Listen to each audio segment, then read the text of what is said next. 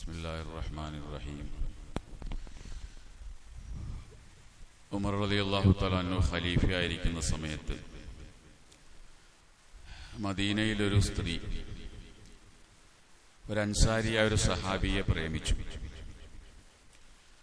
പക്ഷെ അൻസാരിയായ യുവാവിന് അറിയില്ല എന്നെ എങ്ങനെ ഈ സ്ത്രീ സ്നേഹിക്കുന്നുള്ള കാര്യം അറിയില്ല. കുറെ ദിവസങ്ങൾ ആ സ്ത്രീ ആ യുവാവിന്റെ പുറകെ കൂടി.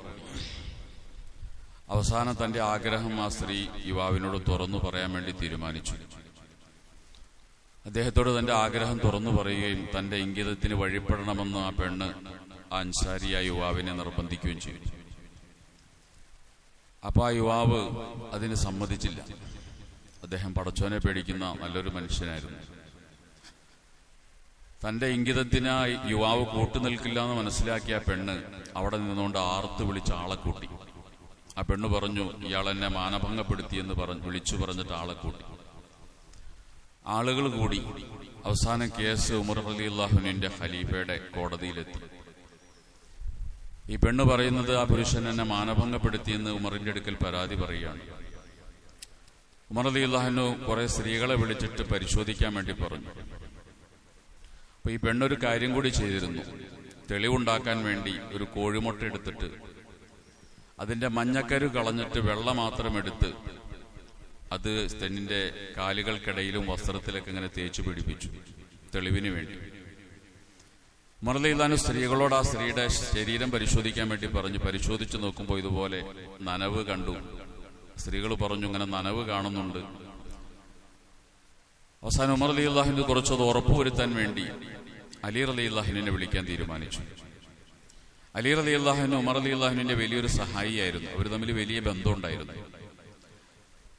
പലപ്പോഴും ഉമർ റളിയല്ലാഹു ഇങ്ങനെ പ്രാർത്ഥിക്കാറുണ്ട്, പടച്ചവനെ, അലി കൂട്ടിനില്ലാത്ത കുഴഞ്ഞ പ്രശ്നങ്ങളിൽ നിന്ന് ഞാൻ അള്ളാഹുവിനോട് കാവൽ ചോദിക്കുന്നു. എന്തു കുരുക്കിൽപ്പെട്ടാലും വലിയ വലിയ പ്രശ്നങ്ങൾക്കെല്ലാം പരിഹാരം കാണാൻ വേണ്ടി ഉമർ റളിയല്ലാഹുവിനെ വിളിക്കുന്നത് അലീനെയായിരുന്നു.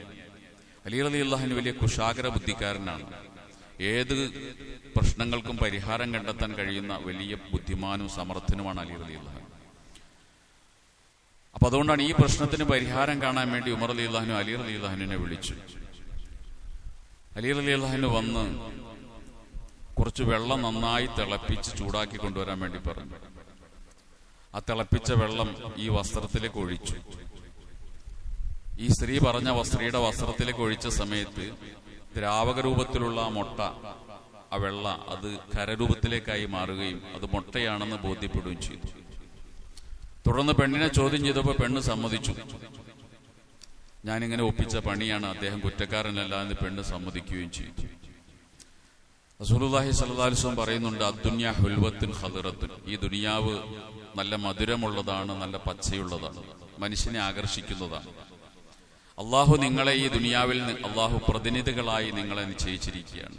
അതുകൊണ്ട് രണ്ട് കാര്യങ്ങൾ നിങ്ങൾ അകലം പാലിക്കണം, എന്നാലേ രക്ഷപ്പെടാൻ കഴിയുള്ളൂ. ഫത്തഖു ദുനിയ ഫത്തഖു നിസ, ഒന്ന് ദുനിയാവിൽ നിന്ന് കുറച്ച് അകലം പാലിക്കണം, രണ്ട് സ്ത്രീകളിൽ നിന്ന് അകലം പാലിക്കണം. സ്ത്രീകളിൽ നിന്ന് അകലം പാലിച്ചില്ലെങ്കിൽ സ്ത്രീകൾ നമ്മളെ ചതിക്കും. പെണ്ണൊരുമ്പിട്ടാൽ എന്നൊരു വർത്തമാനം തന്നെ മലയാളത്തിലുണ്ട്. പെണ്ണ് ചതിക്കൻ പല സമയത്തും നമ്മളെ ചതിച്ചെന്നിരിക്കും.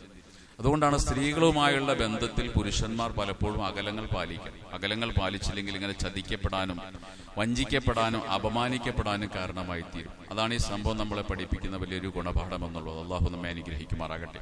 സുബ്ഹാനല്ലാഹി ബിഹംദിഹി സുബ്ഹാനക്കല്ലാഹു ബിഹംദി അഷ്ഹദു അല്ലാ ഇലാഹ ഇല്ലാ അൻത അസ്തഗ്ഫിറുക വഅതൂബു ഇലൈക. അസ്സലാമു അലൈക്കും.